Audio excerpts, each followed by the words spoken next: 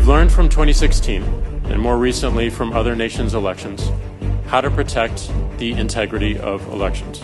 New partnerships are already in place. Director Ray, is Facebook or any other social media company supplying private messages or data on American users that is not compelled by the government or the FBI? Taibbi, quote, instead of chasing child sex predators or terrorists, the FBI has agents, lots of them, analyzing and mass flagging social media posts, not as part of any criminal investigation, but as a permanent end-in-itself surveillance operation. People should not be okay with this.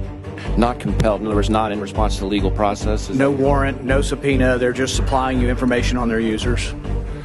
I don't believe so, but I can't sit here and be sure of that as I sit here. It's against the law. New partnerships are already in place. New partnerships are already in place. Is the FBI obtaining anonymous social media data and then using technical methods to pierce the anonymous nature of the data?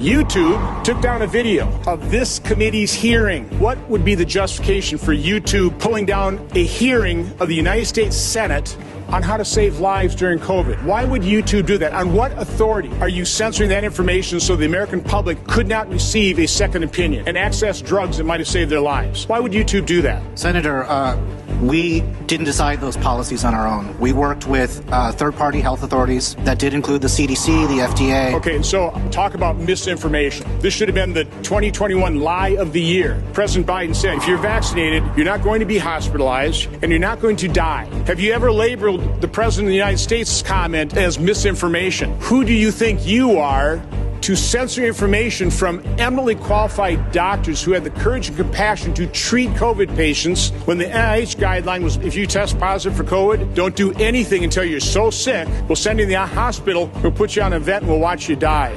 You guys bear responsibility for hundreds of thousands of people not being treated, and I would say dying, that didn't have to die. Hope you're proud of yourselves. This is fairly frequent and is a matter of course. When I am president, this whole rotten system of censorship and information control will be ripped out of the system at large. There won't be anything left.